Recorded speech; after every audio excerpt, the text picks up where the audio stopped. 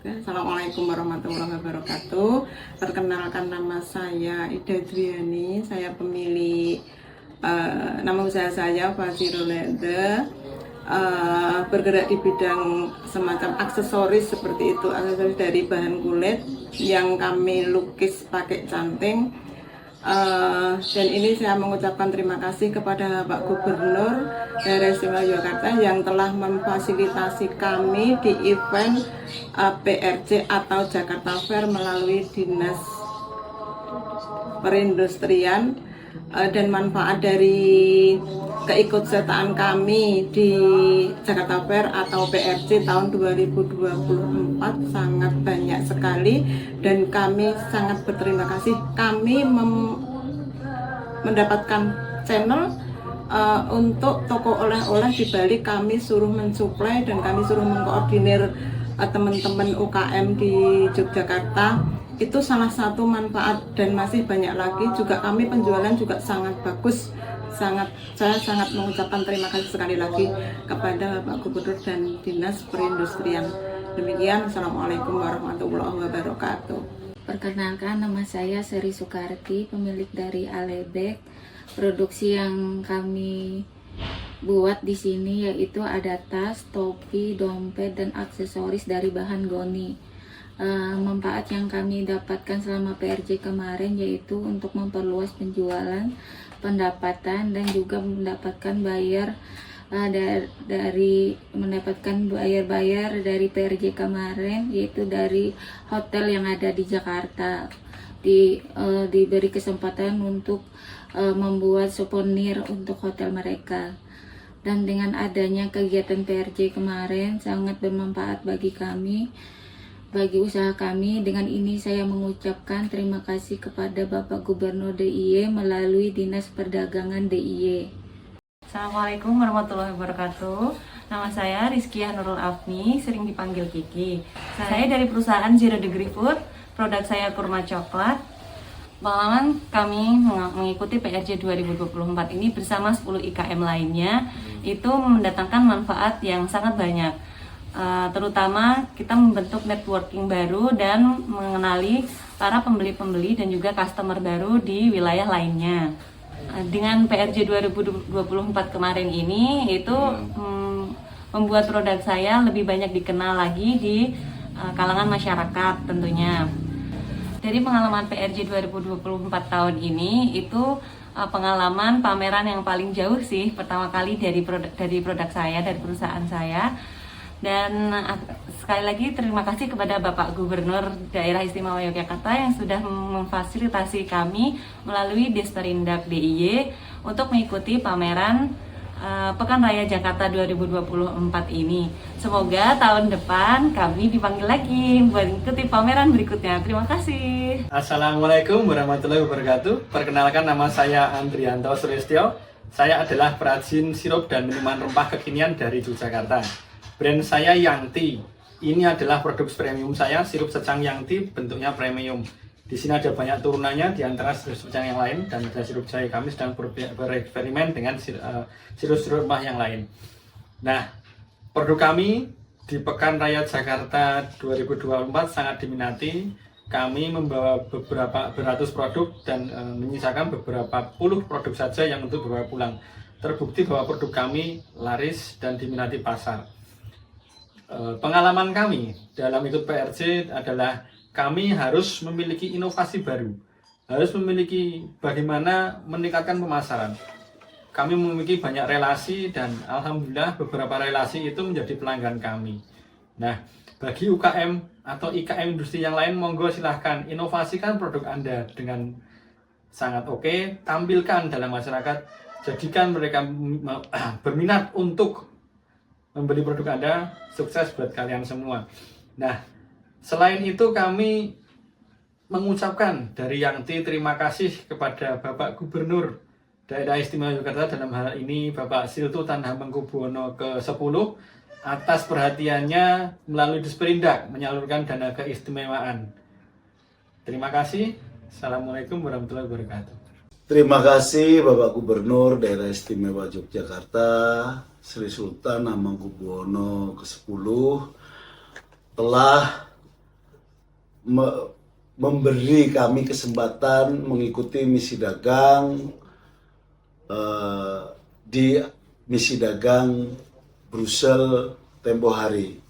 Sekali lagi kami ucapkan terima kasih dengan dana keistimewaan yang memang dimiliki oleh pemerintah Yogyakarta yang sangat dibutuhkan oleh masyarakat untuk memberi manfaat agar kita bisa lebih mandiri, lebih berkembang dan lebih berjaya, lebih unggul sebagai bangsa, lebih hebat secara daerah dan lebih unggul untuk semuanya. Sekali lagi kami ucapkan matur nuwun Bapak Gubernur Daerah Istimewa Yogyakarta. Sekali lagi terima kasih. Terima kasih juga Perindak Provinsi Daerah Istimewa Yogyakarta. Matur nuwun, matur nuwun.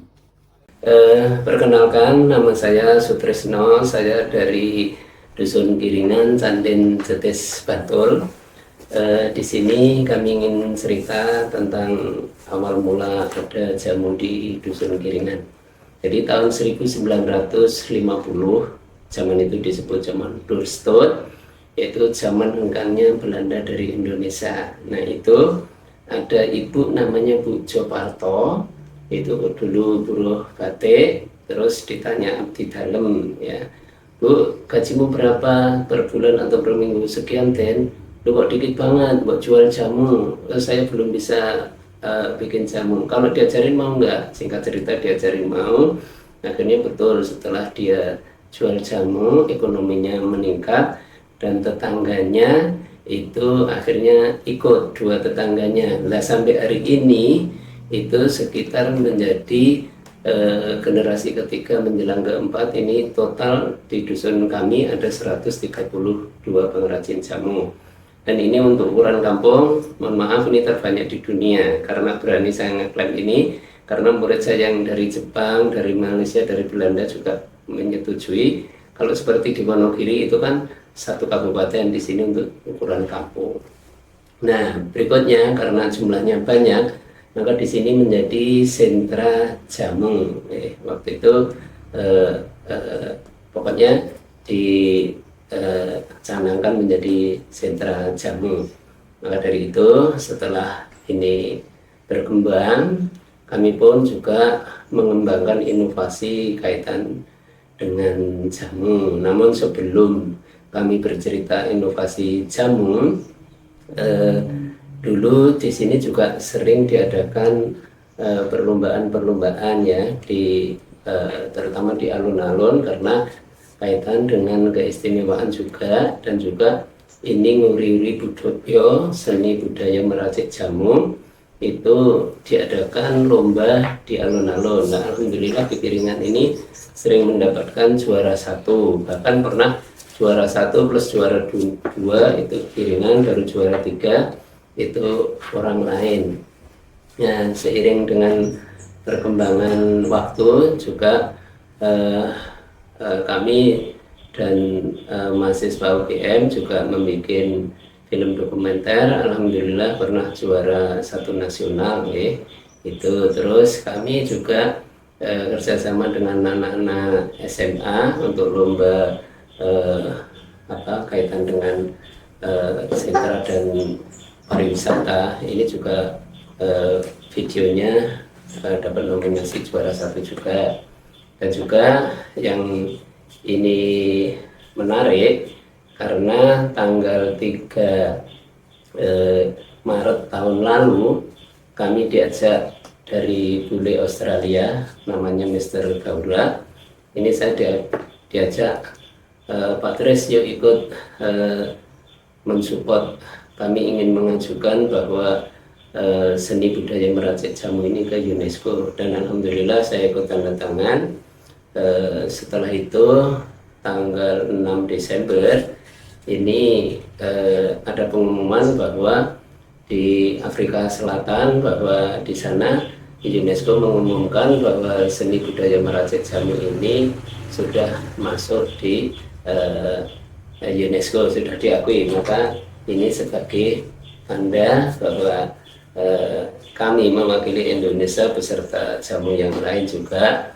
Ini tanggal 26 Mei tahun ini kami mengambil sertifikat ini di Jakarta dengan GP Jamu, dan bersamaan dengan Pak Pakualam juga mendapatkan bahwa sumbu filosofi di keraton itu juga mendapatkan pengakuan dari UNESCO, sehingga nanti saya berharap kepada semua penggiat jamu jangan khawatir untuk kedepannya kalau mau ekspor jamu sudah diakui dunia.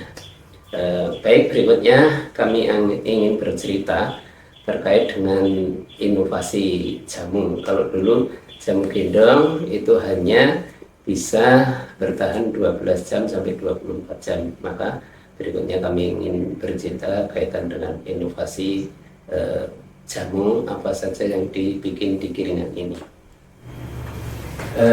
Berikut ini kami ingin kenalkan dari perkembangan jamu di Kiringan yang kemarin. Dari jamu gendong seperti yang sudah digambar di sini, itu produk ini hanya bertahan 12 jam sampai 24 jam. Yang 24 jam itu kayak kunyit asem, yang lainnya itu cukup 12 jam. Maka dari itu kalau ada tamu yang kebetulan datangnya sore atau malam, ini kebanyakan sudah tidak ada jamu, maka kami dan teman-teman di Kiringan mengambil inisiatif membuat produk seperti satu, yaitu sirup jamu, yaitu bisa bertahan 3 bulan, bahkan punya saya ini sudah setengah tahun lebih, tidak masalah. Jadi nanti kalau mau minum jamu tinggal mencairkan kayak sirup-sirup yang biasa itu. Berikutnya kami juga berinovasi membuat permen jamu. Jadi permen jamu ini untuk mengakali supaya anak-anak kecil yang nggak suka jamu makan permen itu langsung seperti orang dewasa minum jamu, hanya bentuknya permen. Berikutnya kami juga membuat jamu instan seperti ini. Nah, ini bisa bertahan sebenarnya 1 tahun, tapi di sini kami tulis 8 bulan. Yang untuk 4 bulan itu kami pakai untuk kontrol mutu bila mana nanti kami masukkan di toko atau supermarket. Terus berikutnya kami juga bisa bikin kapsul, namun kapsul ini kebanyakan kami hanya menerima pesanan, tidak selalu produk ada. Terus berikutnya setelah kami bikin kapsul, selain itu juga jamu yang digodok, jamu bubuk. Terus yang terbaru dan ini baru ada di dunia dari Kiringan ya, ini sehat dengan jamu, tidak harus minum jamu, maka bisa makan jamu. Pertanyaannya kok makan? Karena kita ambil roti tawar, ini namanya selai, sehingga dioleskan dengan cara seperti makan roti tawar dengan selai biasa. Cuman di sini kami punya 4 varian, 1 jahe merah, 2 wedang uwuh, beras kencur, dan kunyit asem. Ya, berikutnya nanti ada temulawak dan lain sebagainya. Jadi tinggal mengembangkan, tapi sementara 4 produk ini. Dan produk dari ini wedang uwuh, alhamdulillah di OAD, kerjasama dengan OAD pas dilombakan kami dapat juara 1 standar unik ya, nomor 1 di OAD. Terus berikutnya dibawa oleh teman-teman mahasiswa ke Udayana, alhamdulillah dapat medali perak ya. Jadi itu dari unggulan jamu kami, sehingga jamu di Kiringan bisa dinikmati kapan saja waktunya, tergantung para pengunjung yang mau ke sini mau minum jamu atau makan jamu atau cukup ngomot permen. Nah, yang tadi belum kami ceritakan, supaya anak-anak kecil juga tertarik, kami membuat es krim jamu. Nah, es krim jamu ini juga sementara ini sudah ada kayak seling ya, jadi beras kencur, bendera asem, wedang uwuh, jahe merah. Tapi nanti tidak menutup kemungkinan, ini baru kami persiapkan, ada sari bunga telang, terus nanti ada juga dari rempah-rempah yang menghasilkan warna-warni, sehingga kami sudah ciptakan di minggu ini 15 warna dari, sehingga nanti orang yang datang tidak akan bosan dengan minum jamu, tapi menggunakan corak lain, karena menghadapi generasi Z ini kalau kita nggak juga berinovasi nanti kita bisa ketinggalan. Sehingga harapan kami nanti baik dari anak muda, dari yang kecil masih balita, terus dewasa sampai tua akan menyenangi jamu, sehingga kami punya yel-yel budayakan minum jamu, masyarakat sehat, negara kuat. Yes, gitu ya. Assalamualaikum warahmatullahi wabarakatuh. Perkenalkan, nama saya Nur Ahmadi, salah satu pengelola di Kampung Batik Tulis Giriloyo, yang mana Kampung Batik Tulis Giriloyo ini beralamatkan di Dusun Karangkulon, Kelurahan Ugersari, Kabupaten Wonogiri, Kabupaten Bantul, Daerah Istimewa Yogyakarta. Paguyuban Batik Tulis Giriloyo ini beranggotakan 640 pengrajin batik, terkumpul dalam 12 kelompok batik, dan dalam satu paguyuban batik atau koperasi jasa Kampung Batik Tulis Giriloyo. Kegiatan kami yang setiap hari kami lakukan di Kampung Batik Tulis Giriloyo ini salah satunya adalah edukasi membuat batik, kemudian juga menjual produk-produk batik yang dihasilkan oleh pengrajin batik tulis yang ada di Kampung Giriloyo Ugersari. Paguyuban Batik Tulis ini kami dirikan di tahun 2007 pasca gempa 2006, 27 Mei Bantul terkena dampak gempa bumi yang mana membuat warga Giriloyo, Ugersari Mogiri, Kabupaten Bantul dan sekitarnya yang dulunya awalnya adalah sebagai pengrajin batik tulis, mereka harus berhenti membatik selama kurang lebih 1 tahun karena rumah tinggal mereka banyak yang rusak, alat-alat batiknya banyak yang rusak, hingga akhirnya 1 tahun dari gempa, tepatnya 27 Mei 2007, kami mengadakan kebangkitan batik di Kampung Giriloyo dengan menggelar selendang batik sepanjang 1000 meter, dan dari situlah akhirnya Giriloyo dikenal sebagai sentranya batik tulis. Kami sampai dengan saat ini ada 640 pengrajin, 12 kelompok, dan kami kumpulkan menjadi satu di sini di Koperasi Jasa Kampung Batik Tulis Giriloyo. Adapun yang menjadi unit usaha dari Koperasi Jasa Kampung Batik Tulis Giriloyo salah satunya adalah edukasi membuat batik, kemudian jualan kain batik, kemudian yang ketiga adalah kuliner, kemudian yang keempat adalah menginap atau merasakan bagaimana rasanya menjadi anak seorang pengrajin batik, kemudian jelajah desa, kemudian jelajah sejarah atau situs sejarah yang ada di sekitaran Ugersari, yaitu makam Raja Mataram dan makam dari paman dari Sultan Agung, yaitu Panembahan Juminah atau Pangeran Giriloyo yang terletak di Dusun Cengkean, Ugersari, Mogiri, Bantul. Kunjungan wisata yang hadir di Ugersari atau di Desa Wisata Ugersari, Kampung Batik cukup banyak. Dari tahun per tahun bertambah hingga akhirnya puncak dari kunjungan di tahun 2019 mencapai 29.000 wisatawan yang mengambil paket belajar membatik di Kampung Batik Tulis Giriloyo. Tapi turun di tahun 2020 karena adanya pandemi COVID, kemudian bangkit kembali di 2021, 2022, dan 2023 naik menjadi 40.000 wisatawan yang berkunjung ke Desa Wisata Ugersari atau ke Kampung Batik Tulis Giriloyo. Produk-produk dari Kampung Batik Tulis Giriloyo salah satunya adalah kain batik tulis dengan pewarnaan alam dan pewarnaan sintetis, dan kami sepakat bahwasanya di Giriloyo ini adalah sentranya batik tulis, maka di sini tidak ada pengrajin batik cap, bahkan printing itu di Giriloyo nggak ada.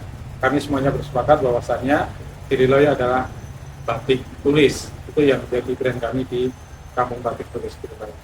Tentunya kami juga tidak bisa dan tidak mampu mengembangkan Kampung Batik Giriloyo ini dengan sendirinya. Banyak bantuan-bantuan dari pemerintah, terutama dari Dinas Perindustrian, Perdagangan, dan Koperasi Daerah Istimewa Yogyakarta. Salah satunya adalah galeri.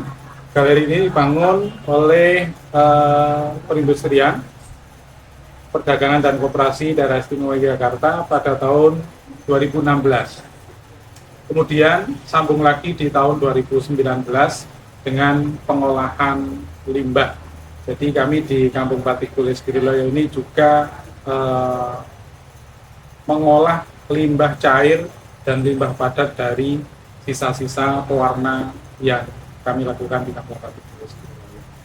Kemudian juga tentunya pelatihan-pelatihan, banyak sekali pelatihan yang telah diberikan oleh dinas terkait dengan desain, pemasaran, kemudian marketing online, dan tentunya juga public speaking.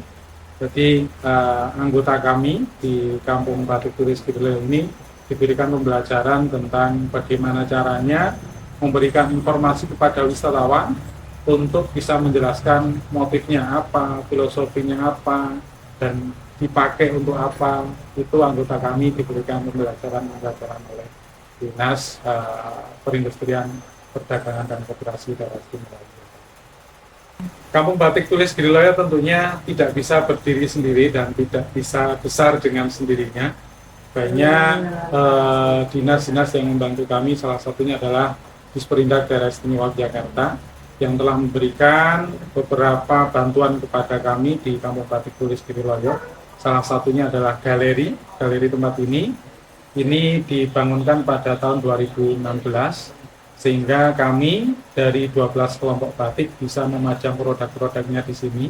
Kemudian di 2019 kami juga diberikan salah satu alat untuk mengolah limbah cair dari proses pewarnaan di Kampung Batik Tulis Giriloyo.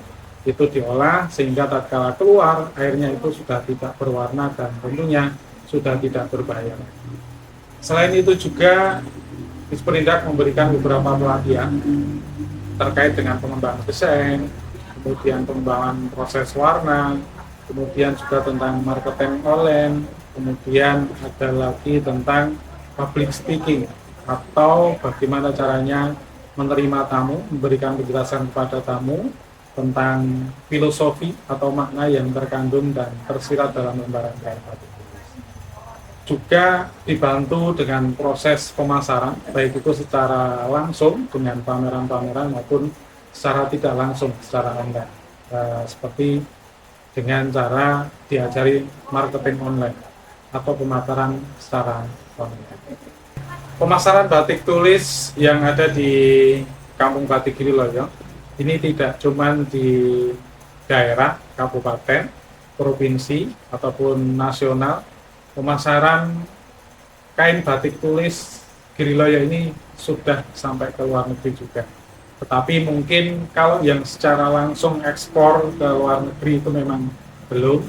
Tetapi sekarang banyak sekali wisatawan asing yang hadir ke Desa Wisata Ubersari atau Kampung Batik Tulis Giriloyo ini untuk belajar membuat batik dan tentunya membeli produk-produk batik baik itu dengan pewarnaan alam maupun dengan pewarnaan yang ada di Kampung Batik Tulis.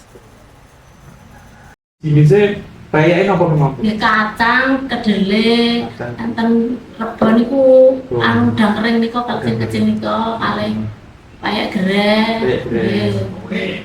Tapi nek koyo kados kula dominan kayak kacang. Kayak kacang. Kalau yang lain? Yang lain dia macam-macam nggih sesuai permintaan, Pak. Permintaan. Enten sing Mbak Tarmi niku sing Jakarta setunggal kula niku nggih nek seminggu namung sekedhik seminggu namung 10 dus niku nggih macam-macam. Macam-macam nggih. Ngapunten Bu, diulangi produkipun menapa kemawon Ibu nggih? Kayak kacang, kayak geri, kayak gereh, rebon. Lajeng. Oh, jangan barek deli. Lajeng pemasarannya teng pundi kemawon Ibu? Pemasarannya nek kula ki anu ya. Enten sing niku teng kota. Jogja. Nggih, ora warung-warung niku. Paling cepekan nggih enten. Paling iki kan kae gimana Sini itu ya. Jujukan. Jujukan. Oh, gitu. Kayak Kayak ki leri enten nggih leri enten. Sak iki dolanan sing goreng. boten goreng. Oh, ngaten. Iki semarang kan bahane larang, pemasarannya kurang, Kira berkurang. berkurang. Ya nggih, serian paling 5 luwung 10 luwung, sakniki 1 luwung 2 luwung wis. Alhamdulillah dereng terus. Nggih. Bahannya nyari di sini saja nggih. Nggih, mriki bayar Pak. Nggih, nggih. Pokoknya ini kurang. Ternyata sehari 3.000 bungkus. 3.000 bungkus sehari. Saat ini berapa per hari? Saat ini 500. 500 bungkus ya. Nggih. Bagi enten berapa pengusaha? Bagi enten 5, 10? Mas yang masih? Sak padukuan apa Sak mriki. Banten, nggih. Padukuan iki aktif ning nggih nang Aktif. wau. Nah, non saya itu bener, Nggih, pinten? 2. Madu 4. Ajeng. Tiga. Sekawan nggih. Barengan sekawan. Paling mboten 10. 10 nggih, satu padukuan nggih. 10.